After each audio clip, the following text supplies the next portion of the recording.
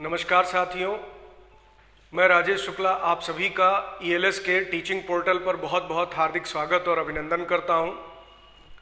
साथियों, एक वीडियो श्रृंखला के माध्यम से आप सभी जो टीचिंग एग्ज़ाम की तैयारी में लगे हुए हैं उसको ध्यान में रखते हुए मैंने एक श्रृंखला शुरू की है कि इस वीडियो के माध्यम से आपको डिफरेंट टीचिंग एग्ज़ाम के बारे में बता सकूं, उस एग्ज़ाम का पैटर्न क्या है, उसका सिलेबस क्या है, और सिलेबस और पैटर्न जानने के बाद आप किस तरीके से उसकी तैयारी की रणनीति बना सकें।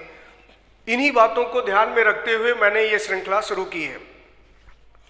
तो उसी श्रृंखला में आज की एक नई कड़ी मैं जोड़ रहा हूं, जिसमें जो प्रशिक्षित स्नातक शिक्षक होते हैं, जिन्हें हम टीजीटी शॉर्ट में कहते हैं, ट्रेंड ग्रेजुएट टीचर, सरकारी स्कूलों में जो क्लास 6 स्टैंडर्ड से लेकर 10th स्टैंडर्ड तक के बच्चों को पढ़ाने के लिए ट्रेंड ग्रेजुएट टीचर्स को रिक्रूट किया जाता है। उसके लिए चाहे यूपी टीजीटी हो, जो माध्यमिक शिक्षा सेवा चयन बोर्ड के द्वारा परीक्षा कंडक्ट होती है, चाहे दिल्ली के विद्यालयों में जो टीजीटी टीचर्स होते हैं डीएसएसबी के द्वारा परीक्षा कंडक्ट करके रिक्रूट किया जाता है, या केंद्रीय विद्यालय संगठन के द्वारा टीजीटी की भर्ती निकलती है। तो आप डिफरेंट टीचिंग पोर्टल पर अलग अलग तरीके का एग्जाम देखेंगे, लेकिन उनका ऑलमोस्ट पैटर्न काफ़ी कुछ मिलता जुलता है। विशेषकर अगर मैं ट्रेंड ग्रेजुएट टीचर्स के कंसर्न सब्जेक्ट की बात करूं, स्पेसिफिक सब्जेक्ट की बात करूं, तो उसमें ऑलमोस्ट कंटेंट सभी का सेम रहता है। चाहे आप यूपी टीजीटी की तैयारी कर रहे हैं, चाहे आप डीएसएसबी पीजीटी की तैयारी कर रहे हैं, चाहे आप केवीएस या एनबीएस में टीचर्स के लिए टीजीटी की तैयारी कर रहे हैं, तो आपको पढ़ने के लिए जो विषय वस्तु मिलेगी वो लगभग काफ़ी कुछ सिमिलर होगी। बहुत माइनर डिफरेंस होता है, लेकिन सबसे पहले मेरा मानना यही है कि जब आप किसी परीक्षा की तैयारी में लगे हैं तो उस परीक्षा में प्रश्न पत्र में पूछे जाने वाले प्रश्नों की प्रकृति को समझिए, यानी क्वेश्चन का क्या नेचर है, उसका क्या स्टैंडर्ड है, स्टैंडर्ड यानी उसके जो है स्तर को भी जानना बहुत जरूरी है। और फिर उसमें जो विषय वस्तु निर्धारित की गई, यानी जो जो टॉपिक उसमें पूछे जा रहे हैं, उसकी आप एक योजनाबद्ध तरीके से तैयारी कर सकें। इसीलिए सबसे पहले ये जानना जरूरी होता है कि आपका पाठ्यक्रम क्या होना चाहिए। तो टीजीटी में जो एसएसटी के टीचर्स के लिए तैयारी कर रहे हैं, यानी सामाजिक अध्ययन या सामाजिक विज्ञान के शिक्षकों की तैयारी में लगे हैं, उन्हीं को ध्यान में रखते हुए मैं आज आपके सामने आपके पाठ्यक्रम का दूसरा भाग शुरू कर रहा हूं, और वो है इतिहास। क्योंकि टीजीटी एसएसटी का मतलब हो गया कि इसमें आप सिविक्स के बारे में जाने, इसमें आप हिस्ट्री के बारे में जाने, आप ज्योग्राफी के बारे में जाने, इकोनॉमिक्स के बारे में जाने, और फिर इन्हीं सारे विषयों की टीचिंग मेथड या आप कह सकते हैं इसका पेडागॉजिकल इश्यूज वो आप तैयार करेंगे। तो अगर ये 5 टॉपिक आप तैयार कर लेते हैं, history, geography, civics and economics, और इन सारे के पेडागॉजिकल इश्यूज, तो आप किसी भी परीक्षा में अगर टीजीटी की एसएसटी की तैयारी में लगे हैं तो आप कहीं ना कहीं कह सकते हैं कि बेहतर तरीके से उसमें अंक अर्जित कर सकेंगे। इसी बात को ध्यान में रखते हुए आज मैं आपके टीजीटी एसएसटी का दूसरा पार्ट शुरू कर रहा हूं, और वो है इतिहास। मैं सबसे पहले आपके सामने इतिहास विषय की पूरी जो है एक रूपरेखा प्रस्तुत करूंगा, जिसमें विषय वस्तु स्पष्ट करूंगा, यानी सब्जेक्ट मैटर क्या होगा, क्या आपको पढ़ना है, और पढ़ने के लिए आपके संदर्भ ग्रंथ क्या होने चाहिए, इस पर बात करूंगा।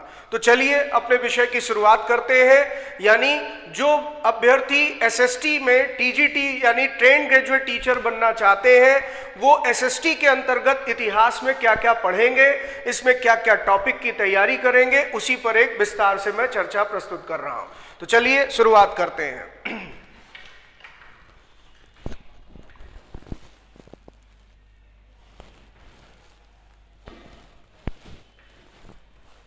तो हमारा जो आज का विषय है वो है इतिहास के बारे में जानना, यानी हिस्ट्री के अंतर्गत हमें क्या पढ़ना है, इसको थोड़ा सा समझने का प्रयास करते हैं।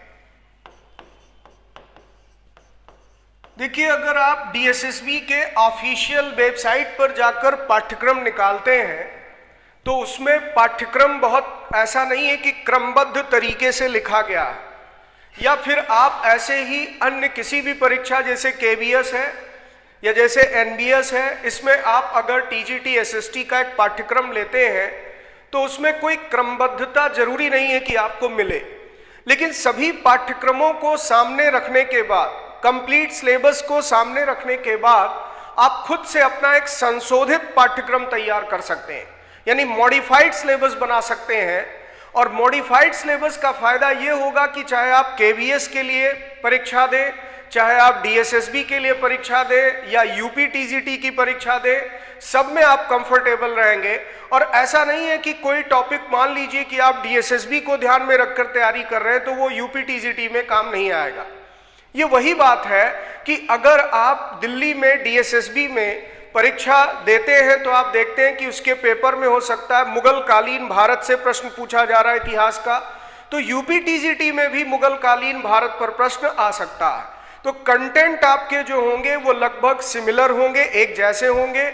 और इन्हीं बातों को ध्यान में रखते हुए मैंने सभी प्रश्न पत्रों का विश्लेषण किया, मैंने आपके विभिन्न पाठ्यक्रमों का विश्लेषण किया और खुद से फिर अपना एक मॉडिफाइड सिलेबस बनाया। तो उसी मॉडिफाइड सिलेबस को, संशोधित पाठ्यक्रम को आपके सामने रख रहा हूं। उम्मीद करता हूं कि यह सत्र आपके लिए उपयोगी होगा और इससे आपको तैयारी में कुछ मदद मिलेगी। चलिए, तो सबसे पहले ये देखिए कि इतिहास का जो संपूर्ण पाठ्यक्रम है इसको मुख्यतः आप दो हिस्सों में रख सकते हैं। एक है भारत का इतिहास,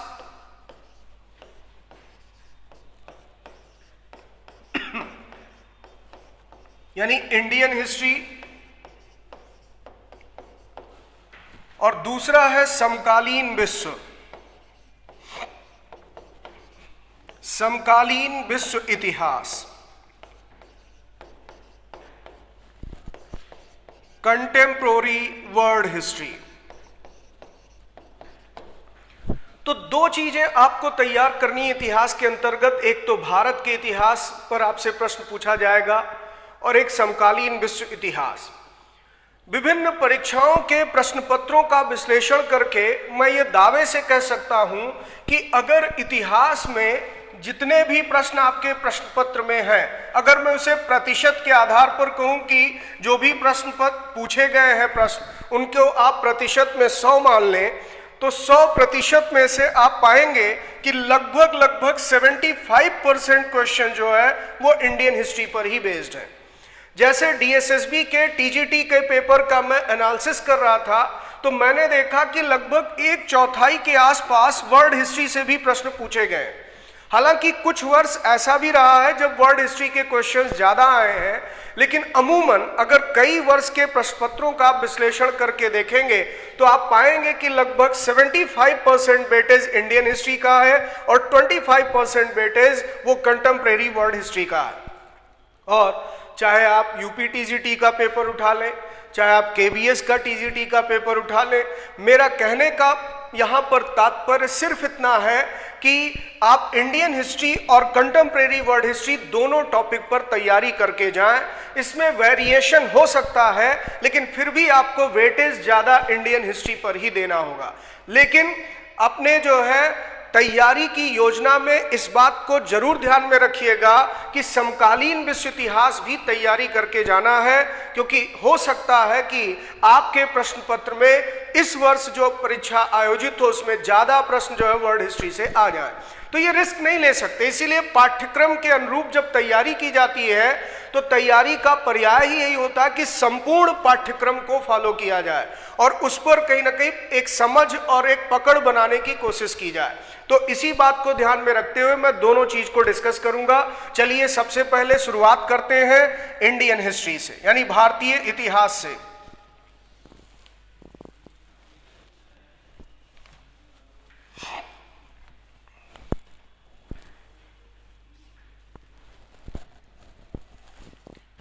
भारतीय इतिहास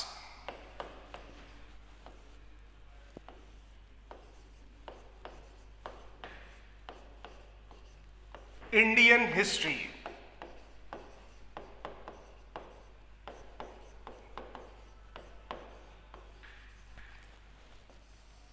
देखिए, आप सब जानते हैं कि भारतीय इतिहास को कालक्रम के आधार पर क्रोनोलॉजिकली, कालक्रम का मतलब कि आप इतिहास को अलग अलग कालखंड में देखते हैं, जैसे हिस्ट्री में एक टॉपिक आप पढ़ते हैं और कहते हैं मौर्यकालीन भारत, गुप्तकालीन भारत, सल्तनत कालीन भारत, मुगल कालीन भारत।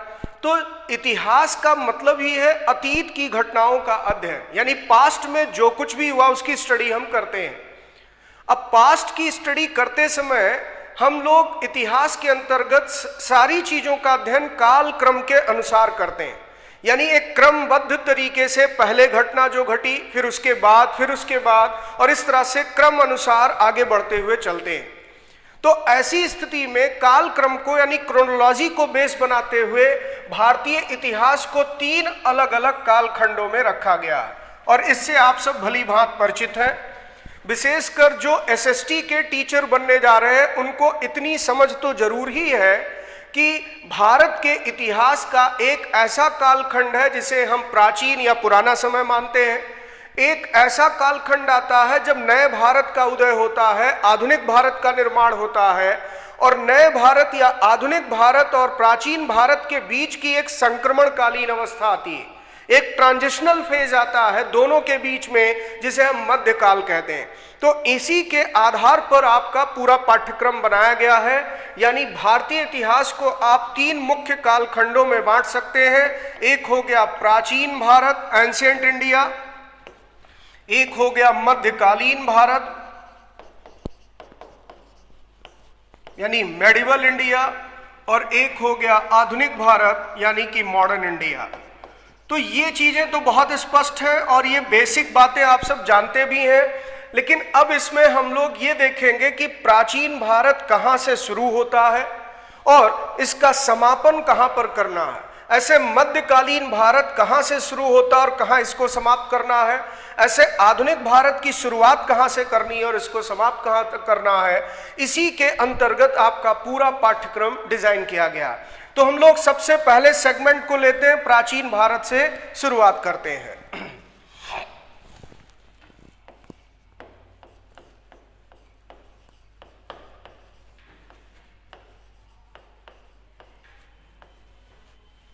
Ancient India. अब एंशिएंट इंडियन हिस्ट्री को पढ़ते समय आप सबसे पहली चीज तो ये ध्यान दीजिएगा कि स्रोतों के आधार पर ही जो है हमें इतिहास पता चलता है, यानी इतिहास को जानने के अलग अलग सोर्सेज हैं। जो घटनाएं अतीत में हुई उसको जानने का कोई ना कोई आधार है, कोई ना कोई स्रोत है जिसके माध्यम से हम ऐतिहासिक घटनाओं के बारे में जानते हैं। फॉर एग्जाम्पल, जैसे मान लीजिए कहा जाए कि अशोक ने कलिंग पर आक्रमण किया और कलिंग के राजा नंजराज को पराजित करके उसने वहां पर अपनी सत्ता स्थापित कर ली, और इसी कलिंग युद्ध में उसने लाखों लोगों को मारा, उनको किल किया। काफी बड़ी संख्या में, बड़ी तादाद में लोग हताहत हुए, और इसी घटना का अशोक के जीवन पर एक बड़ा जो है युगांतरकारी परिवर्तन दिखाई देता है। यानी अशोक के जीवन में एक बहुत बड़ा बदलाव यहीं से शुरू होता है। कलिंग की घटना से ही उसका जीवन एक नए ढर्रे पर या एक नए रास्ते पर आगे बढ़ता हुआ दिखता है। इसीलिए कलिंग के युद्ध को भारतीय इतिहास में, खासकर मौर्य युगीन इतिहास में, अशोक के जीवन के संदर्भ में एक बहुत ऐतिहासिक घटना माना जाता है। लेकिन ये जितनी भी बातें मैंने आपसे की, यहां पर एक प्रश्न आकर खड़ा होता है कि आखिर कलिंग पर अशोक ने आक्रमण किया, इस बात की जानकारी कहां से मिली, इसका आधार क्या? तो इतिहास में भाई ये आज की घटना नहीं, या आज के हजारों वर्ष पहले की अगर घटना है तो आज हमें इसके बारे में पता कैसे चल रहा है, यानी कोई ना कोई तो आधार होगा।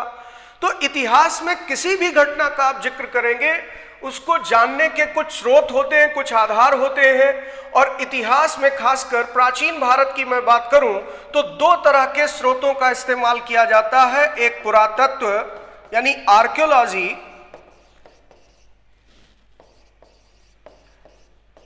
और दूसरा है साहित्य यानी लिटरेचर। देखिए, मैं उम्मीद करता हूं कि आप साहित्य और पुरातत्व का अंतर समझते होंगे। पुरातत्व का मतलब है भौतिक अवशेष, पुराने अवशेष यानी फिजिकल रिमेन्स। फॉर एग्जाम्पल, जैसे कोई बात अगर मान लीजिए वो पत्थर पर लिखी हुई है, तो पत्थर एक भौतिक पदार्थ है जिस पर लिखी हुई चीजें हजारों वर्षों तक सुरक्षित रह सकती हैं। या फिर जैसे कोई पुराना भवन है, यानी एंशियंट टाइम की कोई बिल्डिंग है, या फिर कोई स्मारक है, मोन्यूमेंट्स है। जैसे अशोक ने सारनाथ में एक पिलर बनवाया था, तो आप सोचिए अशोक का टाइम क्या है, लेकिन सारनाथ का पिलर आज भी मौजूद है। या ऐसे ही आप दिल्ली में मेहरौली नाम की एक जगह वहां जाते हैं तो वहां एक आयरन पिलर देखते हैं, एक लौह स्तंभ। कुतुब मीनार के पास ही आप देखेंगे लोहे का एक खंभा गड़ा हुआ है। तो वो खंभा आज का नहीं है, ये मत सोचिएगा भारत सरकार ने वहां पर वो खंभा लगवा दिया। वो ऐतिहासिक युग का, गुप्त काल का माना जाता है। और उस पर ज्यादातर इतिहासकार ये कहते हैं, उस खंभे पर, आयरन पिलर पर जिस तरह की बातों का वर्णन है, उसमें चंद्र नाम के एक राजा का वर्णन मिलता है। और इतिहासकार उससे अनुमान लगाते हैं कि शायद ये चंद्रगुप्त विक्रमादित्य के समय की घटनाओं का वर्णन कर रहा है। कहने का अर्थ यह है कि वो कितनी पुरानी चीजें हैं, लेकिन आज भी वो हमें इतिहास में कुछ जानकारी देती हैं। ये जैसे मैंने जिक्र किया, कुतुब मीनार है, लाल किला है, ताजमहल है, ये सब स्मारक आज के नहीं है, आज के सैकड़ों वर्ष पहले के बने हैं, लेकिन फिर भी ये आज हमारे सामने खड़े हैं और इनको देखकर भी हम बहुत सारी चीजें इतिहास की जानते हैं। तो इस तरह के भौतिक अवशेषों को ही पुरातत्व कहा जाता है, यानी इसे आर्कियोलॉजी कहा जाता है। आप सब शायद जानते भी हो कि भारत सरकार का एक मंत्रालय है जिसको मिनिस्ट्री ऑफ कल्चर कहते हैं, संस्कृत मंत्रालय। उसी के अधीन भारत सरकार का ही एक विभाग भी है जिसका नाम ही है ASI department, archaeological surveyor department of India, भारतीय पुरातत्व सर्वेक्षण विभाग। तो भारतीय पुरातत्व सर्वेक्षण विभाग का काम ही इस क्षेत्र में अनुसंधान करना, यानी इस फील्ड में रिसर्च करना है, जिससे वो पुरातत्व सामग्री को इकट्ठा करके भारत के इतिहास पे एक प्रकाश डाले। तो इसी को आप पुरातत्व के अंतर्गत पढ़ेंगे भी, जैसे इसमें आप इंस्क्रिप्शंस के बारे में, अभिलेखों के बारे में, पुराने क्वाइंस के बारे में, जो प्राचीन समय के सिक्के मिले हैं या कुछ पेंटिंग्स मिली हैं पुराने समय की, इन सब चीजों को हम पुरातत्व के अंतर्गत रखते हैं। साहित्य का मतलब भी आप समझते हैं, जो लिखित विवरण के रूप में उपलब्ध है। तो ये बातें मैं इसलिए बता रहा हूं कि प्राचीन भारत के इतिहास का अध्ययन करते समय इन दो स्रोतों को आधार बनाकर इतिहास को 3 अलग अलग कालखंडों में रखा गया। अब ये 3 कौन से अलग कालखंड हैं, जरा इसको देखते हैं हम लोग।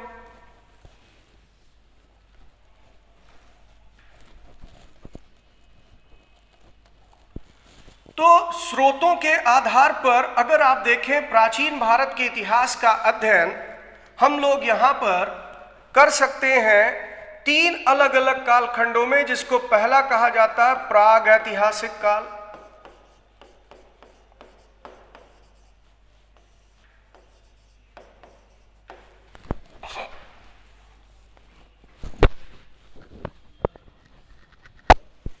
यानी इसे कहते हैं प्री हिस्टोरिक एज।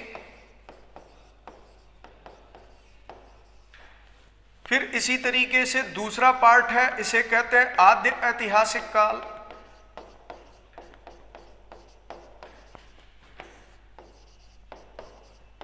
यानी प्रोटो हिस्टोरिक एज।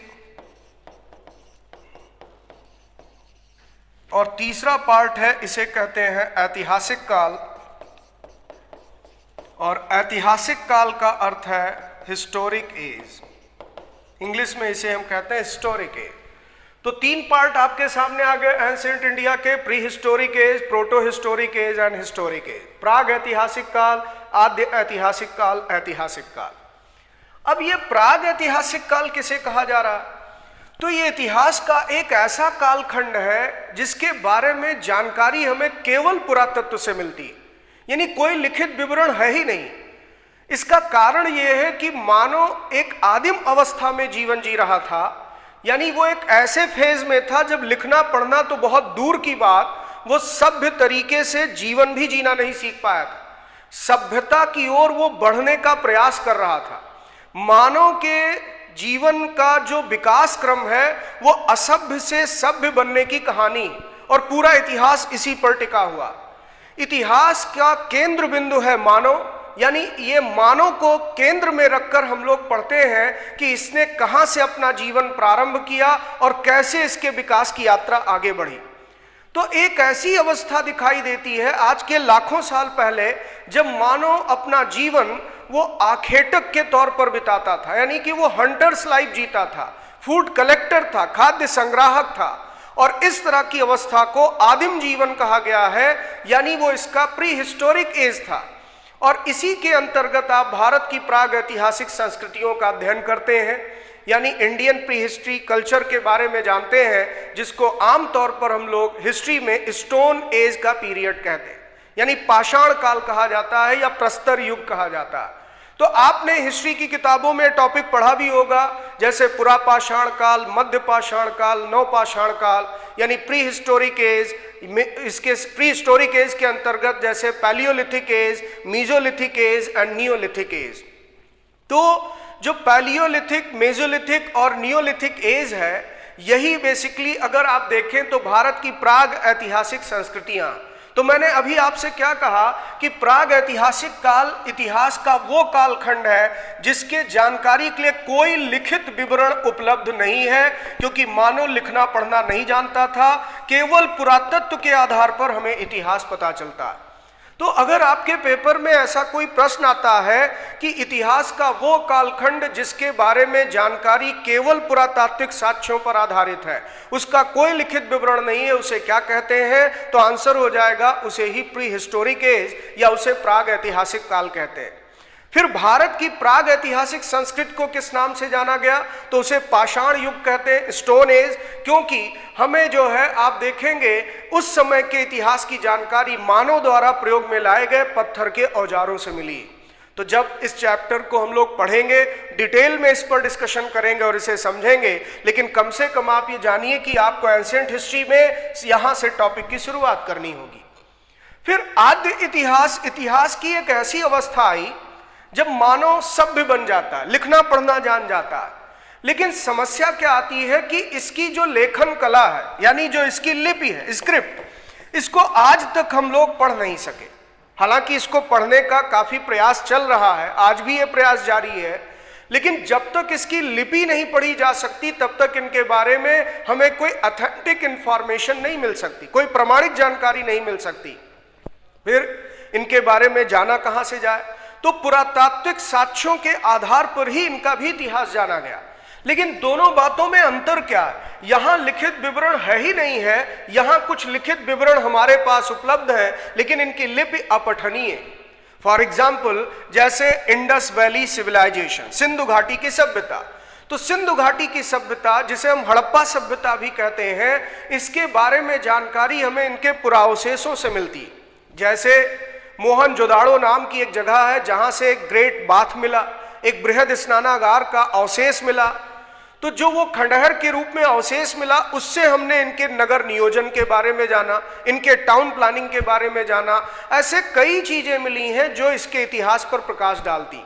लेकिन इनके जो लिखित विवरण मिले, इनके कुछ मोहरें मिली हैं, सील्स, जिस पर कुछ चीजें लिखी हुई हैं, उसे आज तक हम लोग पढ़ने में सक्षम नहीं हो पाए, वो अनडिसाइफर्ड है। और इसी कारण से आप देखें तो यहाँ पर इसे ना तो ऐतिहासिक काल में रखा गया और ना ही इसे प्राग ऐतिहासिक काल में, बल्कि इसे आद्य ऐतिहासिक काल कहा जाता है। यानी इतिहास का वो कालखंड जिसकी जानकारी पुरातत्व पर निर्भर है और लिखित विवरण उपलब्ध होते हुए भी वो कोई प्रमाणिक जानकारी नहीं दे पा रहे, क्योंकि वो पठनीय नहीं। तो ऐसे कालखंड को ही आद्य ऐतिहासिक काल कहा जाता है। फिर इसके बाद जब हमें साहित्य और पुरातत्व दोनों से इतिहास की घटनाओं की जानकारी मिले तो उसे ऐतिहासिक काल कहते हैं। यानी ओवरऑल आप एंशिएंट हिस्ट्री के अंतर्गत ये 3 कैटेगरीज हैं जिसके आधार पर पूरा पाठ्यक्रम पढ़ेंगे। तो इन्हीं को बेस बनाकर मैं आपको अब पूरे पाठ्यक्रम को टॉपिक वाइज बताने जा रहा हूं कि एंशिएंट हिस्ट्री का पाठ्यक्रम क्या है, इसमें कौन कौन से चैप्टर्स आपको तैयार करने हैं। तो प्राचीन भारत के अंतर्गत सबसे पहला अध्याय आपका शुरू होगा प्राचीन भारतीय इतिहास को जानने के साधन। प्राचीन भारतीय इतिहास को जानने के साधन, जानने के साधन, sources of ancient Indian history. यानी एंशिएंट इंडियन हिस्ट्री के बारे में जिन सोर्सेज से हमें जानकारी मिलती है उसका आप अध्ययन करेंगे। जैसा कि मैंने अभी अभी आपको बताया, पुरातत्व और साहित्य, तो इन दोनों चीजों पर मैं बहुत विस्तार से आपको बताऊंगा कि इस पर आपसे प्रश्न कैसे पूछा जा सकता है।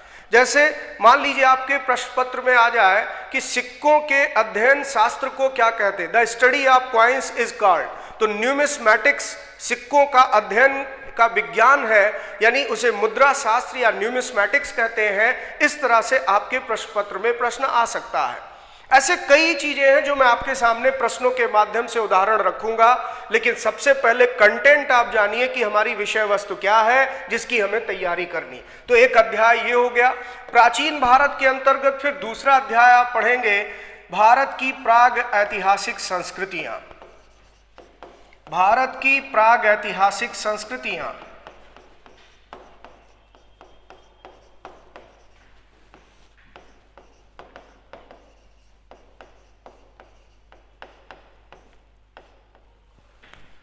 फिर इसी को आप कह सकते हैं pre historic culture of India, pre historic culture of India, यानी भारत की प्राग ऐतिहासिक संस्कृतियां। फिर इसके बाद इसी के अंतर्गत अगर आप देखें तो पुरापाषाण काल, मध्य पाषाण काल, नवपाषाण काल, और नवपाषाण काल का ही एक उत्तर चरण आता है जिसे ताम्र पाषाणिक संस्कृतियां कहा गया, यानी चैल्कोलिथिक कल्चर कहा गया। तो आप इसको 4 अलग अलग फेजों में बांट सकते हैं, पुरापाषाण, मध्य पाषाण, नवपाषाण और ताम्रपाषाण, यानी पैलियोलिथिक, मेजोलिथिक, नियोलिथिक, चैल्कोलिथिक। अब ये चैल्कोलिथिक क्या है तो विस्तार से पढ़ाऊंगा कि एक ऐसी अवस्था आ गई जब मानव ने धातु का प्रयोग करना सीखा, यानी मेटल्स यूज करना सीखा, मेटल्स यूज करना शुरू किया, और मानव द्वारा प्रयुक्त की गई पहली धातु तांबा थी। तो तांबे और पत्थर का उपयोग एक साथ शुरू हुआ, इसीलिए उसको ताम्रपाषाण युग कहा गया। तो ताम्रपाषाणिक संस्कृति की क्या विशेषताएं थी, उसके क्या लक्षण थे, और भारत में ताम्रपाषाणिक संस्कृतियों के कौन कौन से पुरास्थल मिले हैं, इन सब पर भी मैं आपको जानकारी दूंगा। लेकिन पहले ये जरूर जानिए कि हमने पढ़ना क्या है या हमारे कंटेंट क्या है। फिर तीसरा चैप्टर शुरू होगा, इसके बाद आप आगे बढ़ेंगे तो भारत में हड़प्पा सभ्यता या फिर सिंधु घाटी सभ्यता के संदर्भ में इतिहास के अंतर्गत आप जानकारी लेंगे। यानी हड़प्पा सभ्यता या जिसको हम हड़प्पन सिविलाइजेशन के नाम से जानते हैं, इसके कालक्रम के बारे में, इसके विस्तार के बारे में, इसकी विशेषताओं के बारे में, इसके उद्भव और विकास के बारे में, और फिर इस सभ्यता का पतन कैसे हुआ, इस पर भी कई सब टॉपिक हैं जिसकी आप तैयारी करेंगे। फिर अगले अध्याय पर पहुंचेंगे तो वैदिक काल आ जाता है, यानी वैदिक पीरियड शुरू होता है, जिसके अंतर्गत हम लोग आर्यों की सभ्यता का अध्ययन करेंगे। और वैदिक काल को भी 2 चरणों में बांटकर आप पूरा पाठ्यक्रम पढ़ेंगे, जिसमें एक ऋग वैदिक चरण या अर्ली वैदिक फेज आता है और एक उत्तर वैदिक चरण आता है, यानी लेटर वैदिक फेज आता है। तो इस तरह से हम लोग प्री या अर्ली वैदिक एज और लेटर वैदिक एज, यानी ऋग वैदिक काल और इसके बाद उत्तर वैदिक काल के अंतर्गत आर्यों की संस्कृति क्या रही, इसका अध्ययन वैदिक काल के अंतर्गत करेंगे। तो ये आपके 4 अध्याय हो गए। फिर आगे बढ़ते हैं, आपका 5वां अध्याय या 5th चैप्टर होगा, वो है ईसा पूर्व 6ठी शताब्दी का भारत। ईसा पूर्व 6ठी शताब्दी का भारत, यानी India in the 6th century BC। देखिए बच्चों, मैं ये उम्मीद करता हूं कि आप सब शायद इस बात से भली भांति परिचित हो कि इतिहास में 2 तरह के कालक्रम का अध्ययन किया जाता है। एक को शॉर्ट में लिखते हैं BC, या इसी को हिंदी में लिखते हैं ईसा पूर्व, और पूरा इसका फुल फॉर्म है बिफोर क्राइस्ट। और एक दूसरा कालक्रम है AD, जिसको एना डोमिनी कहते हैं, यानी इसी को ईस्वी सन लिखा जाता है। तो इनमें क्या फर्क है, ये क्या है, ग्रेगोरियन कैलेंडर के आधार पर ये कैसे डिसाइड हुआ, ये भी आपको डिटेल में बताऊंगा। लेकिन इतिहास में जब भी आप कालक्रम की बात करेंगे तो तारीखें आपको BC और AD के फॉर्म में मिलेंगी, यानी before Christ and anno domini, ईसा पूर्व और ईस्वी सन। तो इस पर भी एक जानकारी मैं आपको जरूर दूंगा, लेकिन यहां पर कम से कम आप ये चीज जरूर जानें कि 6th सेंचुरी बीसी ये इतिहास का एक कालखंड है जिसके अंतर्गत आप प्राचीन भारत का अध्ययन करते हैं। तो यहां पर ये जरा देख लेते हैं कि इसके अंतर्गत हम लोग जो है कौन से टॉपिक को कवर करेंगे। यानी ईसा पूर्व 6ठी शताब्दी की अगर बात की जाए तो यहां पर आप ये देखेंगे कि इसमें सबसे पहले आता है महाजनपदों का उदय। महाजनपदों का उदय यानी राइज ऑफ महाजनपद। अब ये महाजनपद क्या थे? तो वैदिक काल की पृष्ठभूमि पर ही आप ये टॉपिक भी तैयार करेंगे कि ऋग वैदिक काल में आर्य लोग कबीलों के समूह में रहा करते थे, जिसको कुल कहा जाता था। कुल से ग्राम बना, ग्राम से विश्व बना, विश्व से जन बना, जन से जनपद बना, और ईसा पूर्व 6ठी शताब्दी में आकर राज्य निर्माण की प्रक्रिया शुरू हो गई।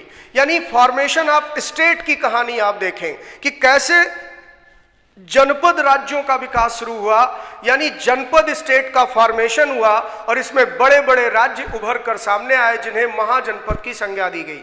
तो ईसा पूर्व 6ठी शताब्दी में 16 महाजनपदों का उदय होता है। अब ये कौन कौन से महाजनपद थे, उनका राज्य विस्तार कहां पर था, वहां के कुछ प्रमुख शासक कौन थे, इन सब पर विस्तार से बात होगी। इन्हीं महाजनपदों में से आगे चलकर एक साम्राज्य का रूप ले लेता, तो इसमें अगला टॉपिक वही आ जाता है, वो है मगध साम्राज्य का उत्कर्ष। मगध साम्राज्य का उत्कर्ष यानी राइजिंग ऑफ मगध एम्पायर। कैसे मगध एम्पायर राइज करता है, इसके पास क्या क्षमताएं थी, क्यों कारण ऐसा बना कि यही एक साम्राज्य का रूप ले पाया, इस सब पर हम लोग विस्तार से बात करेंगे। फिर इसके बाद उसी प्राचीन कालीन भारत में ईसा पूर्व 6ठी शताब्दी से भारत पर विदेशी आक्रमण भी शुरू हो जाता है। तो आप अगला टॉपिक पढ़ेंगे प्राचीन भारत पर विदेशी आक्रमण। प्राचीन भारत पर विदेशी आक्रमण यानी फॉरेन इन्वेशन ऑन एंशिएंट इंडिया। तो फॉरेन अटैक हुआ एंशिएंट इंडिया पर। विशेषकर इसमें 2 आक्रमण आप पढ़ेंगे, एक ईरानियों का आक्रमण हुआ था और एक मकदूनियाई आक्रमण हुआ था। मकदूनिया को ही इंग्लिश में कहते हैं मैसिडोनिया, और इसी मैसिडोनिया का राजा था अलेक्जेंडर, जिसका भारतीय रूपांतरण सिकंदर है। तो सिकंदर का आक्रमण और उससे पहले ईरानियों का आक्रमण, ये प्राचीन भारत के इतिहास की एक महत्वपूर्ण घटना है। इससे संबंधित प्रश्न भी आपके पेपर में पूछा जाता है, तो हम लोग इस पर भी तैयारी करेंगे। और फिर ईसा पूर्व 6ठी शताब्दी के अंतर्गत ही एक टॉपिक आप और जोड़ेंगे, वो है धर्म सुधार आंदोलन। धर्म सुधार आंदोलन यानी रिलीजियस रिफॉर्म मूवमेंट, जिसके अंतर्गत आप देखेंगे कि ब्राह्मण धर्म के विरुद्ध में एक प्रतिक्रिया समाज में दिखाई देती है, जिसके परिणाम स्वरूप 2 नए धार्मिक संप्रदायों का उदय होता है, जिसमें सबसे पॉपुलर हुआ बौद्ध और जैन। वैसे ईसा पूर्व 6ठी शताब्दी में गंगा घाटी में ऐसा विवरण मिलता है बौद्ध ग्रंथों में, बौद्ध साहित्यों में, कि उस समय 62 नए धार्मिक संप्रदायों का उदय हुआ था। यानी more than 60 religious channel develop हुए, लेकिन उसमें 2 सबसे डोमिनेटिंग रहे, सबसे प्रोमिनेंट रहे, वो थे बौद्ध और जैन। तो इन्हीं को ध्यान में रखकर हम लोग स्टडी करेंगे कि बौद्ध और जैन धर्म का उदय कैसे हुआ, किन परिस्थितियों में हुआ, और इसका विकास क्रम क्या रहा, और क्यों फिर आगे चलकर बौद्ध और जैन धर्म कमजोर पड़ गया और फिर से एक बार ब्राह्मण धर्म समाज में हावी हुआ। तो ये आपका ईसा पूर्व 6ठी शताब्दी का टॉपिक होगा, जो 5वां अध्याय है। और इसके बाद हम आगे बढ़ेंगे तो आपका 6th चैप्टर शुरू होगा, जहां से आप मौर्य युगीन भारत यानी मौर्यन पीरियड के बारे में स्टडी करेंगे। फिर इसके बाद अगला टॉपिक मौर्यों के बाद का चरण आता है, जिसे मौर्योत्तर युग कहा जाता है, या जिसे मौर्योत्तर कालीन भारत आप कह सकते हैं, यानी पोस्ट मौर्यन इंडिया। अब मौर्योत्तर युग में आप देखेंगे कि भारत पर मध्य एशिया से कई विदेशी जातियों का आक्रमण होता है, और न केवल आक्रमणकारी के रूप में वो आते हैं, बल्कि वो भारत में स्थायी तौर पर बस जाते हैं, यहाँ की संस्कृति को और एनरिच्ड करते हैं, यहाँ अपने राज्य क्षेत्र का विस्तार करते हैं, यहाँ राजनीतिक सत्ता की स्थापना करते हैं। और इस तरह के विदेशी राजवंशों का शासन कहाँ कहाँ रहा, कौन कौन से राजवंश रहे, इन पर भी प्रश्न आता है। तो इसमें आप पाएंगे एक विदेशी राजवंशों की सत्ता और एक जो स्वदेशी राजवंशों की सत्ता रही, इन दोनों के बारे में आप स्टडी करें। जैसे विदेशी राजवंशों की हम बात करें तो जैसे भारत पर इंडो ग्रीक्स का आक्रमण होता है, हिंद यवनों का आक्रमण हुआ, या पार्थियंस का आक्रमण हुआ यानी जिन्हें पहलव कहा गया है, या फिर शकों का आक्रमण हुआ, कुषाणों का आक्रमण हुआ। तो शक, कुषाण, पार्थियंस, इंडो ग्रीक, इन सब के बारे में हम लोग पोस्ट मॉडर्न इंडिया के अंतर्गत पढ़ेंगे। और ऐसे ही मौर्य साम्राज्य के पतन के बाद, मौर्य वंश के पतन के बाद मगध के केंद्रीय भाग की सत्ता शुंग वंश के हाथ में आई। शुंग, कण्व, सातवाहन, इस तरह के राजवंशों का अध्ययन आप इसके अंतर्गत करेंगे। तो ये आपका 7वां अध्याय होगा। फिर इसके बाद अगला टॉपिक शुरू होगा, वो है दक्षिण भारत का इतिहास।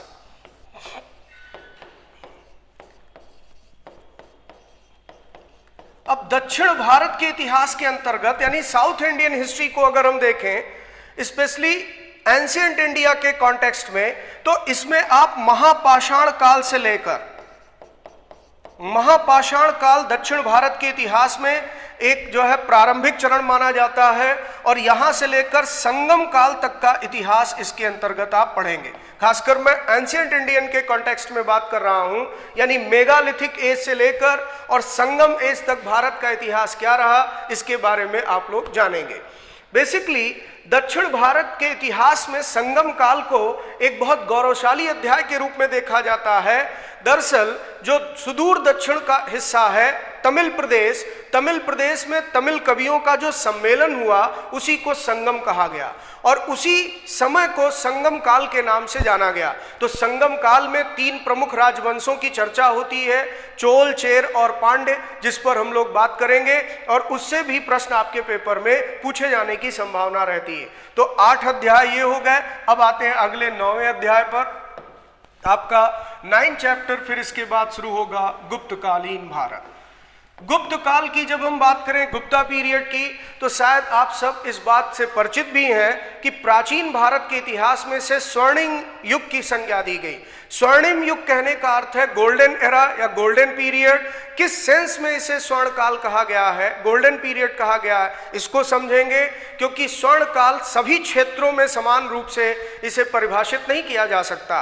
कुछ ऐसे भी क्षेत्र थे जहां गुप्त काल में आप देखेंगे दशा बिगड़ी हुई थी, जैसे समाज के स्तर पर जो जातीय उपजातीय विभाजन शुरू हुआ, वहां पर सामाजिक स्तर पर कई बुराइयां समाज की दिखाई देती हैं। तो इन सब पर हम लोग विस्तार से चीजों को समझें।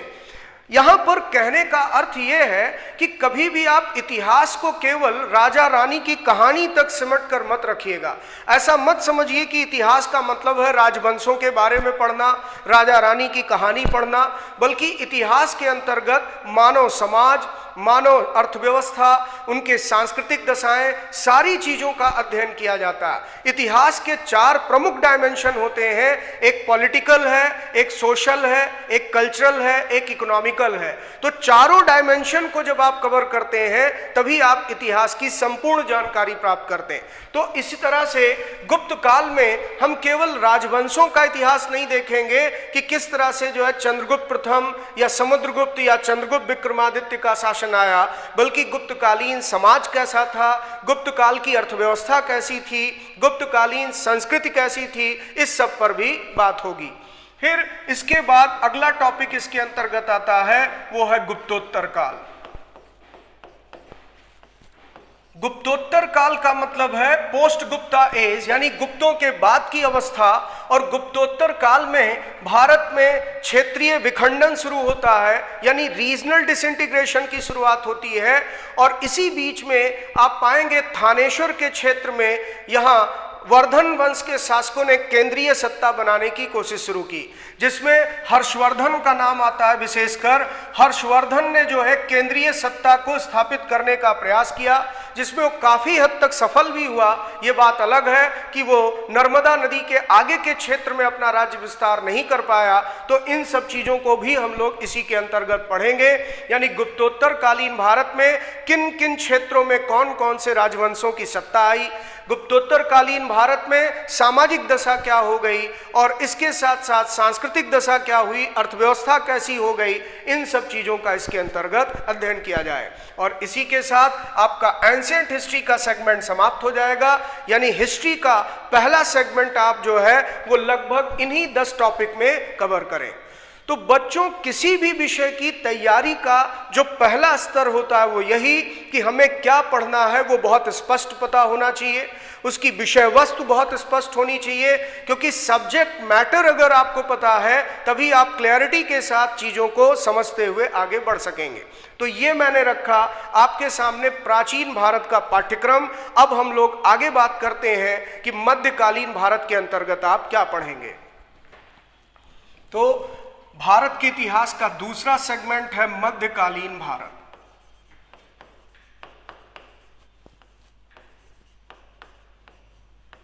यानी मेडिवल इंडिया। अब अगर हम मध्यकालीन भारत की बात करें तो इसमें आप सबसे पहला अध्याय शामिल कर सकते हैं पूर्व मध्यकाल। पूर्व मध्यकाल यानी प्री मेडिवल एज।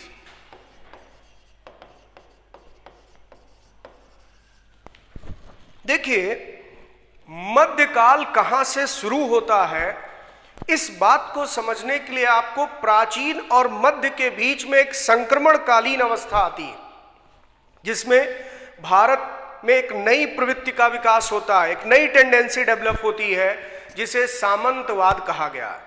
तो सामंतवाद क्या था, सामंतवाद का प्रभाव क्या पड़ा, जब आप इसे समझ लेंगे तो अपने आप समझ में आ जाएगा कि क्यों प्राचीन भारत का रूपांतरण मध्यकाल में हुआ।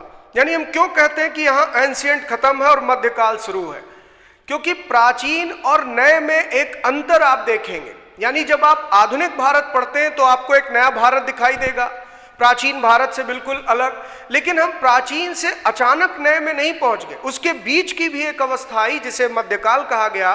तो कैसे प्राचीन मध्यकाल में रूपांतरित हुआ, इसके लिए आपको पूर्व मध्यकालीन भारत को समझना होगा। और इसीलिए हम लोग इसकी पृष्ठभूमि के रूप में पहला अध्याय यही पढ़ेंगे। और इसके अंतर्गत खासकर आप क्या क्या देखेंगे, जैसे उत्तर भारत में क्या घटनाएं हुई, उत्तर भारत की राजनीतिक दशाएं, सामाजिक दशाएं, आर्थिक दशाएं, सबका अध्ययन करेंगे। इसी से जुड़ा हुआ एक महत्वपूर्ण टॉपिक आता है, भारत में एक नई शक्ति का जन्म होता है, वो है राजपूतों का उदय। तो ये राजपूत कौन थे, राजपूत शक्तियों का उदय कैसे हुआ, राजपूतों ने कहां कहां पर अपना राज्य क्षेत्र स्थापित किया, इस सब के बारे में आप पढ़ेंगे। फिर इसके साथ साथ इसी समय दक्षिण भारत में कई शक्तिशाली राजवंशों का उदय होता है, जैसे मान लीजिए पल्लव थे, या इसी तरीके से जैसे राष्ट्रकूट थे, या फिर इसी तरीके से आप देखें चालुक्य थे, या फिर इसी तरीके से तमिल प्रदेश में चोल राजवंश की सत्ता फिर से आई। इन सब के बारे में आप लोग पढ़ेंगे। तो पूर्व मध्यकालीन भारत के संदर्भ में इन सब का अध्ययन किया जाएगा। और फिर इसी में एक टॉपिक और आता है, वो है भारत पर मुस्लिम आक्रमण इसी समय प्रारंभ होता है। तो मुस्लिम आक्रमण की कहानी भी राजपूत शक्तियों के उदय के साथ आप पढ़ेंगे कि किस तरह से सबसे पहला मुस्लिम आक्रमण सिंध राज्य पर मोहम्मद बिन कासिम के नेतृत्व में अरबों ने किया। यानी अरब आक्रमणकारी भारत की तरफ आते हैं।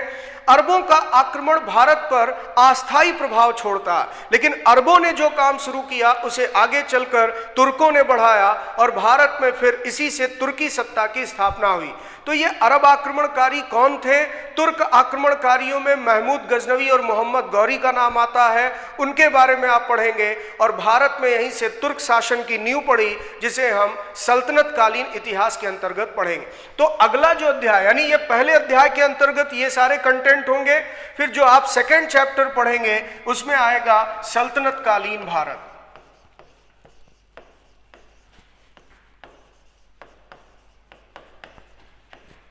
अब सल्तनत कालीन भारत की बात करें, यानी India in the age of सल्तनत की बात करें, तो इसमें यह मत समझिएगा कि केवल दिल्ली सल्तनत के राजवंशों को ही तैयार करना। यानी दिल्ली सल्तनत के जो 1526 तक ये शासन चला। 1206 से लेकर 1526 तक दिल्ली सल्तनत का इतिहास आप लोग पढ़ेंगे तो इसका मतलब ये नहीं कि केवल इसी राजवंश का अध्ययन कर लिया तो सल्तनत कालीन भारत टॉपिक कंप्लीट हो गया। यहाँ पर दिल्ली सल्तनत के जो 5 राजवंश रहे क्रम से अगर आप देखें, जैसे गुलाम वंश के बाद खिलजी वंश के बाद तुगलक वंश, फिर सैयद वंश और फिर लोदी वंश, इन 5 राजवंशों के प्रमुख घटनाओं का अध्ययन करने के साथ साथ उस समय सामाजिक और सांस्कृतिक स्तर पर जो बातें घटित हुई उनको भी आप जानेंगे। जैसे सल्तनत कालीन भारत में ही आप पाएंगे कि कई प्रांतीय राजवंशों का उदय हुआ था। ये प्रांतीय राजवंश कौन थे, इनका अध्ययन करेंगे। और विशेषकर इन प्रोविंशियल डायनेस्टीज में, प्रांतीय राजवंशों में सबसे महत्वपूर्ण टॉपिक माना जाता है विजयनगर साम्राज्य, क्योंकि विजयनगर का जब उदय हुआ तो आप देखेंगे ये आगे चलकर दक्षिण की सबसे महान शक्ति बनी। इन सब के बारे में हम लोग पढ़ेंगे और कैसे दक्कन में कई मुस्लिम सल्तनतें आई, चाहे वो अहमदनगर था, चाहे बीजापुर था, चाहे गोलकुंडा था, यहाँ किन किन राजवंशों ने अपनी सत्ता स्थापित की, इन सब के बारे में आप पढ़ेंगे। फिर इसके बाद इसी के अंतर्गत भारत में जो 15वीं और 16वीं शताब्दी का समय आता है, 15वीं 16वीं शताब्दी में धार्मिक क्षेत्र में 2 बड़े विकास देखने को मिलते हैं। एक मुस्लिम विचारधारा में सूफी और हिंदू विचारधारा में भक्ति आंदोलन का विकास हुआ। तो सूफी और भक्ति आंदोलन क्या थे, सूफी सिलसिलों का भारत में आगमन कब शुरू हुआ था, कौन कौन से सूफी सिलसिले भारत में आए। जैसे अगर आप देखें सबसे पहले सूफी संप्रदायों में भारत में चिश्ती संप्रदाय की स्थापना हुई। ये चिश्ती संप्रदाय क्या था, इसके फाउंडर कौन थे, और फिर इस तरह से आगे चलकर जो है वो कौन कौन से सूफी सिलसिले भारत में विकसित हुए, इन सब पर इसके अंतर्गत आप पढ़ेंगे। या भक्ति आंदोलन का कैसे दक्षिण भारत में प्रसार हुआ, उत्तर भारत में इसका क्या प्रभाव रहा, इन सब का हम लोग इसके अंतर्गत अध्ययन करें। यानी इंडो इस्लामिक कल्चर का एक जो कंपोजिट कल्चर डेवलप हुआ, समन्वित संस्कृति का विकास हुआ, हिंदू और मुस्लिम शासन काल में या हिंदू मुस्लिम समाज में जो एक सांस्कृतिक बदलाव आया, उसका भी हम लोग अध्ययन करेंगे। तो ये है सल्तनत कालीन भारत। फिर इसके बाद मध्यकालीन भारत में आपका अगला महत्वपूर्ण अध्याय शुरू होता है, वो है मुगल कालीन भारत। अब मुगल काल के इतिहास को वैसे तो आप 2 चरणों में बांट सकते हैं। मुगल पीरियड को, एक को कहा गया द ग्रेट मुगल्स यानी महान मुगल, और दूसरे को कहा गया है द लेटर मुगल्स यानी कि उत्तरवर्ती मुगल। तो उत्तर मुगल और महान मुगल, ये 2 हिस्सों में इनका शासनकाल बटा हुआ है। महान मुगलों का समय वो 1526 से लेकर औरंगजेब की डेथ तक माना जाता है, 1707 तक, और उत्तर मुगल काल वो 1707 से शुरू होता है और 1858 तक मान सकते हैं, जब अंतिम मुगल सम्राट बहादुर शाह जफर की सत्ता का अंत हो जाता है। यानी बहादुर शाह जफर की सत्ता को समाप्त करके अंग्रेजों ने महारानी विक्टोरिया के नाम से घोषणा लागू करके यहाँ ब्रिटिश शासन की नींव रख दी, और इस तरह से भारत में मुगल साम्राज्य सदा के लिए समाप्त हो गया। तो ये 2 चरण के अंतर्गत आते हैं। लेकिन ये कंफर्म कर दूं कि जो उत्तरवर्ती मुगलों का इतिहास है, इसे आप आधुनिक भारत के टॉपिक के अंतर्गत डील करते हैं। यानी कि मुगल कालीन भारत का मतलब महान मुगलों का दौर है, और इसमें मध्यकाल में आप महान मुगलों का इतिहास पढ़ेंगे, या कह सकते हैं औरंगजेब तक का इतिहास इसके अंतर्गत पढ़ेंगे। फिर वही बात, केवल राजवंशों का ही इतिहास नहीं पढ़ना है, बल्कि मुगल कालीन भारत में सांस्कृतिक क्षेत्र में यानी कल्चरल फील्ड में क्या डेवलपमेंट हुआ, सोशल फील्ड में क्या डेवलपमेंट हुआ, इन सब के बारे में भी हम लोग स्टडी करेंगे। और ये देखेंगे कि भारत में कैसे सांस्कृतिक स्तर पर कई क्षेत्रों में विकास हुआ, चाहे वो कला और स्थापत्य का क्षेत्र था, चाहे वो संगीत और चित्रकला का क्षेत्र था। हर एक क्षेत्र में भारत प्रगति के रास्ते पर दिखाई देता है। तो इन सब विषयों पर भी बात होगी। फिर यहीं से आप कह सकते हैं कि आपका मध्यकालीन इतिहास का टॉपिक समाप्त हो जाता है, और फिर हम लोग एक नए अध्याय में प्रवेश करते हैं। वो आपका तीसरा सेगमेंट है, आधुनिक भारत।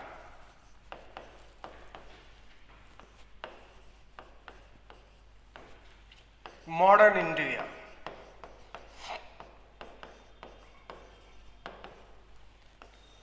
अब अब अगर आधुनिक भारत की विषय वस्तु को देखा जाए कि इसमें क्या क्या पढ़ना है, क्या क्या टॉपिक तैयार करना है, तो इसमें आप शुरुआत कर सकते हैं। सबसे पहला अध्याय 18वीं शताब्दी का भारत से।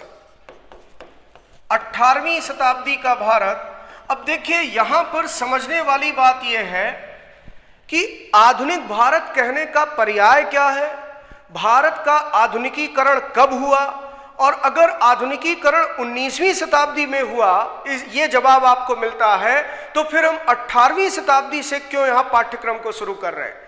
तो जब आप यहां पर आधुनिक भारत पढ़ना शुरू करेंगे, उसको समझेंगे कि किस सेंस में आधुनिक कहा जा रहा है, पुनर्जागरण की घटना का क्या प्रभाव पड़ा था, और इसी से नए भारत का निर्माण शुरू हुआ जिसे आधुनिक भारत कहा गया, तो आप ये भी समझेंगे कि ये जो है पुनर्जागरण की घटना वो एक दिन में घटित नहीं हुई, वो एक सतत प्रक्रिया का परिणाम था, और भारत में इसकी नींव तैयार हुई थी 18वीं शताब्दी में। और यही कारण है कि आपके आधुनिक भारत का पाठ्यक्रम 18वीं शताब्दी से शुरू किया जाए, जिससे आप बैकग्राउंड समझ सकें कि भारत में परिस्थितियां क्या थीं और किस तरह से एक नए भारत का निर्माण यहां से होता है। तो 18वीं शताब्दी के भारत में अगर कुछ महत्वपूर्ण घटनाक्रम को लिया जाए तो इसमें आप पढ़ेंगे मुगल साम्राज्य का पतन हुआ।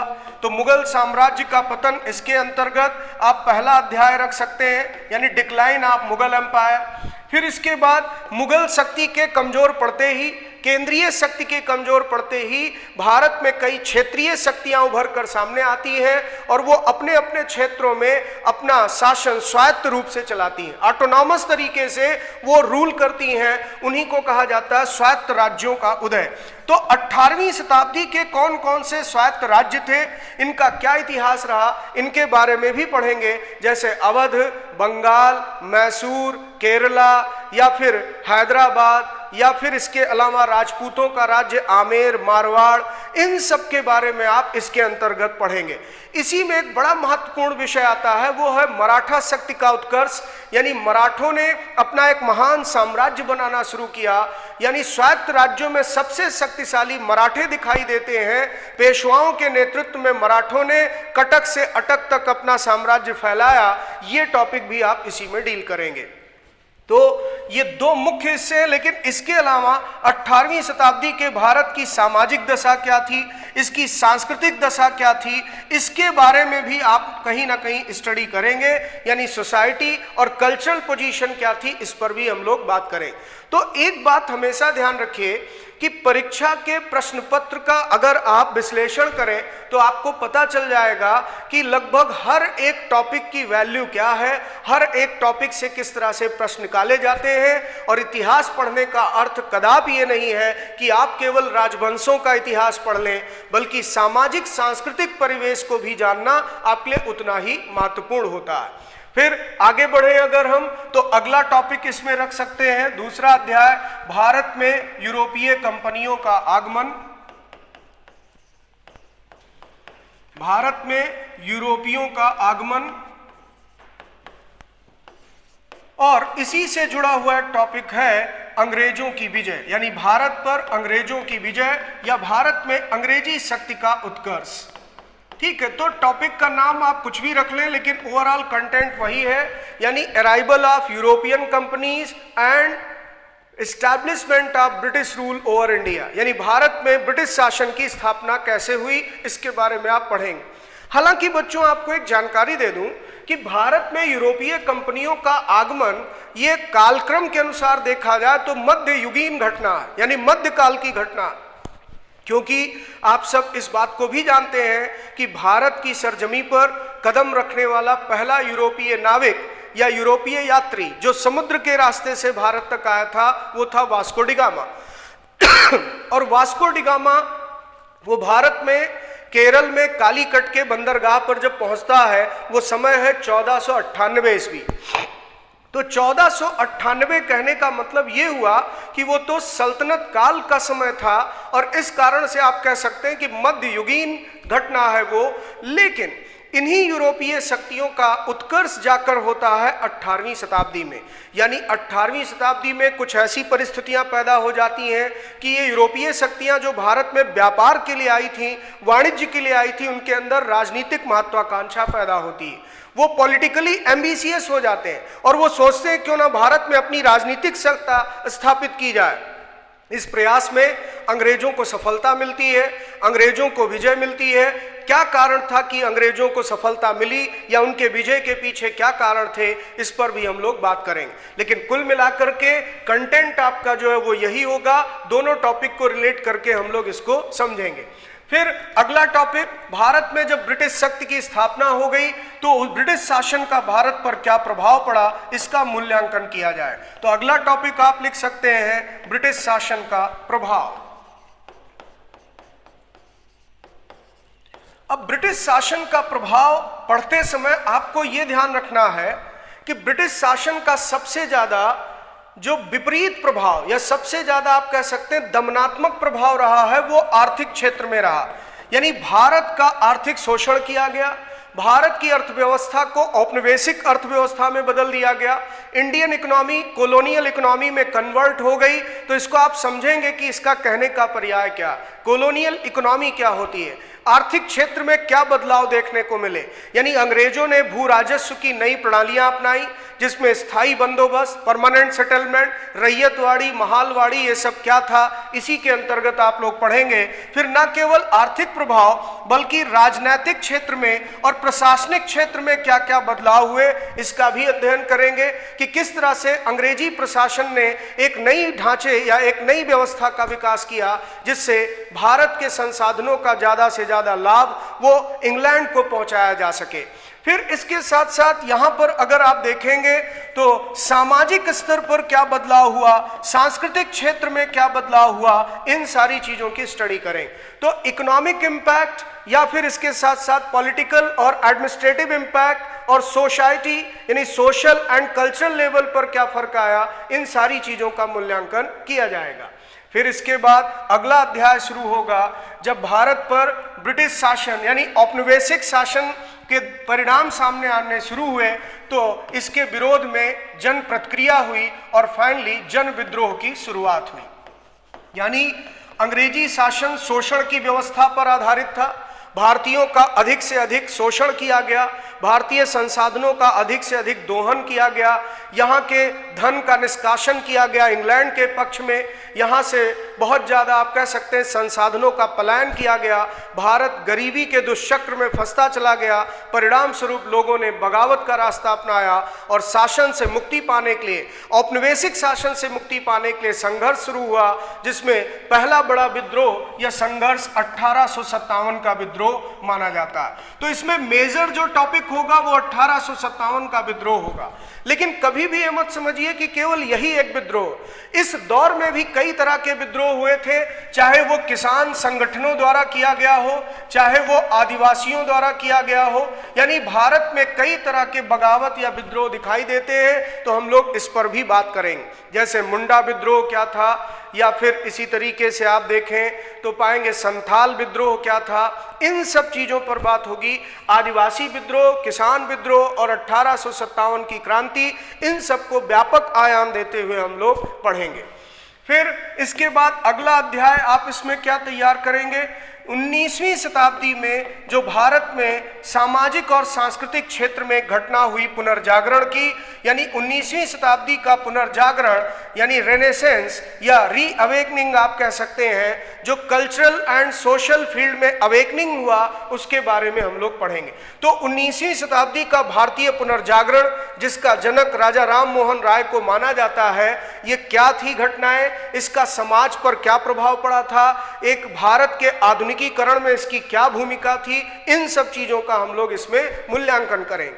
और फिर इसके बाद जब भारत में इसके परिणाम स्वरूप राष्ट्रवाद की प्रवृत्तियां उभरती हैं, राष्ट्रीय चेतना का विकास होता है, तो ब्रिटिश शासन से मुक्ति पाने के लिए एक राष्ट्रीय संघर्ष शुरू होता है। तो अगला टॉपिक आप इसमें ले सकते हैं भारत का स्वतंत्रता संघर्ष यानी फ्रीडम स्ट्रगल ऑफ इंडिया।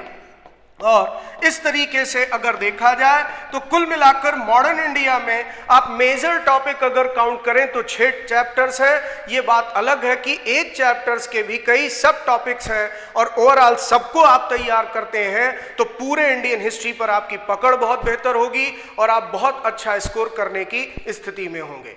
तो टीजीटी एसएसटी की तैयारी करने वालों को एक विशद रूप से विषय वस्तु पर काम करना होगा, लेकिन कम से कम ये स्पष्ट हो जाना चाहिए कि हमारी विषय वस्तु क्या है, सब्जेक्ट मैटर क्या है जिस पर हमें पढ़ना चाहिए, जिस पर नोट्स तैयार करना चाहिए।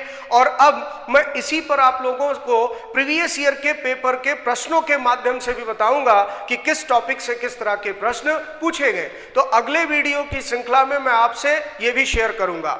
चलिए अब यहाँ पर इतिहास के हम लोग दूसरे सेगमेंट पर आ जाते हैं। जो दूसरा हिस्सा मैंने बताया था समकालीन विश्व है, थोड़ा सा इसके बारे में भी जान लेते हैं कि समकालीन विश्व इतिहास के अंतर्गत हम लोगों को क्या क्या डील करना है, कंटेम्प्रेरी वर्ल्ड हिस्ट्री में क्या क्या पढ़ना है।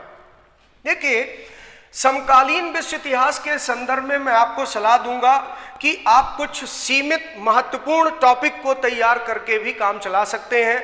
बहुत विशद रूप से, बहुत विस्तार के रूप में आपको इसको पढ़ने की आवश्यकता नहीं है, लेकिन जो टॉपिक बहुत इंपॉर्टेंट है उसे आपको फॉलो करना ही होगा। जैसे अगर देखा जाए तो आप यूरोप में जो पुनर्जागरण की घटना होती है यहां से शुरू कर सकते हैं, यानी यूरोपीय पुनर्जागरण की जो घटना हुई है या धर्म सुधार आंदोलन जो यूरोप में हुआ है, इस तरह के बिंदुओं को आप थोड़ा बहुत समझते हुए आगे बढ़ेंगे। फिर इसके बाद दूसरा महत्वपूर्ण जो विश्व प्रसिद्ध क्रांतियां हुई, अब यूरोपीय क्षेत्र में कुछ क्रांतियां हुई हैं, अमेरिका में जो क्रांतियां हुई हैं यानी रिवोल्यूशनरी एक्टिविटीज, उनको आप पढ़ेंगे। जैसे फ्रांसीसी क्रांति हुई, या फिर इसी तरीके से अगर आप देखें तो अमेरिका में जो क्रांति हुई इसके बारे में, या फिर आगे चलकर एशिया के क्षेत्र में जो चीनी क्रांति हुई इसके बारे में आप लोग यहाँ पर पढ़ेंगे। तो न केवल यही, ऐसे ही रूसी क्रांति का भी जो है बहुत महत्वपूर्ण स्थान है विश्व इतिहास में, इसके बारे में भी हम लोग पढ़ें। तो कुछ मेजर रिवोल्यूशंस को समझेंगे और फिर इसके बाद जो है किस तरह से जो है जर्मनी और इटली के एकीकरण का इतिहास आता है। जर्मनी इटली के एकीकरण के बारे में समझेंगे कि इसका यूनिफिकेशन कैसे हुआ। फिर अगले टॉपिक को अगर इसमें लें तो यहाँ पर आप ये डिस्कस कर सकते हैं कि साम्राज्यवाद का उदय कैसे हुआ, साम्राज्यवाद का विकास कैसे हुआ, या उपनिवेशवाद क्या था, किस तरह से उपनिवेशवाद धीरे धीरे जो है वो फैलता चला गया, जिसके परिणाम स्वरूप विश्व की राजनीति में कुछ बड़े बदलाव देखने को मिले। फिर इसी साम्राज्यवाद और उपनिवेशवाद के घटनाक्रम में आप प्रथम विश्व युद्ध, ये भी बड़ा महत्वपूर्ण टॉपिक हो जाता है, इसके बारे में स्टडी करेंगे, यानी फर्स्ट वर्ल्ड वार के बारे में पढ़ेंगे। फिर इसके बाद अगला टॉपिक आता है कि किस तरह से जो है जर्मनी और इटली में नाजी और फांसीवादी शक्तियों का उदय होता है, यानी नाजीवाद और इसके साथ साथ फांसीवाद की घटना क्या थी, इसके बारे में हम लोग जो है वो जानेंगे। यानी जर्मनी इटली का इतिहास फिर एक बार इससे जुड़ता है। फिर इसके बाद सेकेंड वर्ल्ड वार जो हुआ, यानी द्वितीय विश्व युद्ध हुआ, इसके बारे में पढ़ेंगे आप। और फिर लास्ट में आप सेकेंड वर्ल्ड वार के बाद की दुनिया, यानी द्वितीय विश्व युद्ध के बाद की दुनिया में किस तरह से जो है वो बदलाव आता है, इसके बारे में हम लोग देखेंगे। द्वितीय विश्व युद्ध के बाद की स्थिति में आप पाएंगे जैसे कि यूनाइटेड नेशन ऑर्गेनाइजेशन जैसे संगठन का निर्माण होता है, विश्व दो ध्रुवीय व्यवस्था में बंटने लगता है, एक सोवियत संघ का गुट, एक अमेरिकी गुट। लेकिन फिर सोवियत संघ का विघटन होता है और एक ध्रुवीय विश्व व्यवस्था का निर्माण होता है। इसी दौर में भारत के नेतृत्व में गुट निरपेक्ष आंदोलन होता है, यानी नैम नॉन अलाइंड मूवमेंट। ये सारे टॉपिक इसके अंतर्गत डील किए जाए। तो ये कुछ मेजर टॉपिक थे कंटेम्प्रेरी वर्ल्ड हिस्ट्री के, जो मैंने आपके सामने रखे कि इसमें आप सिलेक्टिव तरीके से कौन कौन से टॉपिक को फॉलो कर सकते हैं। तो अगर आप इतनी विषय वस्तु पर काम करते हैं, इन टॉपिक्स की स्टडी करते हैं, इस पर नोट्स डेवलप करते हैं, प्रीवियस ईयर के पेपर्स की प्रैक्टिस करते हैं, तो मैं आपके लिए दावे से कह सकता हूं कि आपको टीजीटी एसएसटी के टीचर्स की परीक्षाओं में सफलता जरूर मिलेगी और आप एक बेहतर शिक्षक बनकर आगे बच्चों को पढ़ाएंगे, उनके भविष्य निर्माण में अपना महती योगदान देंगे।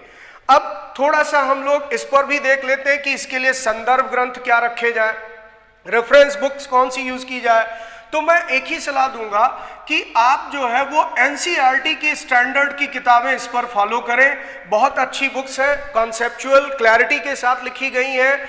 ये बात अलग है कि इससे आपको सारी तथ्यात्मक जानकारी तो नहीं मिलेगी, क्योंकि ये बच्चों को पढ़ाने के लिए स्कूल के स्तर पर बच्चों को पढ़ाने के पाठ्यक्रम को ध्यान में रखते हुए लिखी गई है। जबकि आप कॉम्पिटिटिव एग्जाम की तैयारी कर रहे हैं, लेकिन फिर भी आपका जो फंडामेंटल पार्ट है वो एनसीईआरटी पर ही बेस्ड है। तो एनसीईआरटी ही ज्यादा फोकस करिएगा और आप देखेंगे मोर देन 70% जो है क्वेश्चंस का एरिया वो एनसीईआरटी ही होता है। तो एनसीईआरटी में भी मैं सलाह दूंगा कि जो ओल्ड एनसीईआरटी बुक है उसको ज्यादा फॉलो करिए। जैसे प्राचीन भारत के लिए एक बुक आती है, राम शरण शर्मा ने लिखी है, क्लास 11th की पुरानी वाली एनसीईआरटी बुक है। ऐसे मध्यकालीन भारत पर सतीश चंद्र ने लिखी है, इसको आप फॉलो कर सकते हैं। आधुनिक भारत पर बिपिन चंद्र ने जो लिखी है, क्लास 12th की जो मॉडर्न इंडियन हिस्ट्री है उसको आप फॉलो कर सकते हैं। और ऐसे ही एनसीईआरटी में समकालीन विश्व पर भी जो है वो आपको बुक मिल जाएगी, कंटेम्प्रेरी वर्ल्ड पर, जिसके 2 वॉल्यूम आते हैं, फर्स्ट एंड सेकंड। आप इसमें पहला फॉलो कर सकते हैं। हालांकि दोनों पढ़ने बहुत अच्छी बात है, लेकिन एनसीईआरटी को आप अपनी रेफरेंस बुक बनाइए, वो ज़्यादा बेहतर होगा। और बाकी मैं कंटेंट के अकॉर्डिंग, सिलेबस के अकॉर्डिंग आपको एक एक चैप्टर्स पर वीडियो क्लासेस के माध्यम से तैयारी करवाऊंगा। बाकी ईएलएस के टीचिंग पोर्टल पर ऑफलाइन बैचेस भी स्टार्ट होंगे, तो आप सभी का बहुत बहुत हार्दिक स्वागत होगा। अगर आप इंटरेस्टेड हैं पढ़ने के लिए यहाँ आ भी सकते हैं। लेकिन जो भी तैयारी करने वाले बच्चे हैं उनको सबसे पहले विषय वस्तु पता होनी चाहिए और किस तरीके से तैयारी करनी, इस पर उनकी अपनी एक रणनीति होनी चाहिए। तो बच्चों, आप अपनी तैयारी की क्या रणनीति रखें यह आप पर निर्भर करता है, लेकिन मैंने ये प्रयास किया है कि आपको उसमें अपनी तरफ से अपनी क्षमताओं के अनुरूप आपकी मदद कर सकूं, आपको एक मार्गदर्शन दे सकूं कि कैसे तैयारी की जाए। तो उम्मीद करता हूं कि आपको इस पाठ्यक्रम की चर्चा से विषय वस्तु समझ में आ गई होगी। आप इसी के अनुरूप अपने पढ़ने की योजना निर्धारित करेंगे और साथ में मेरी शुभकामनाएं हैं कि आप अपनी परीक्षाओं में सफलता अर्जित करें, एक बेहतर शिक्षक बने और राष्ट्र निर्माण में आप अपना योगदान दें। ईएलएस परिवार की ओर से एक बार पुनः मैं आप सबको हार्दिक शुभकामनाएं देता हूं। बहुत बहुत धन्यवाद।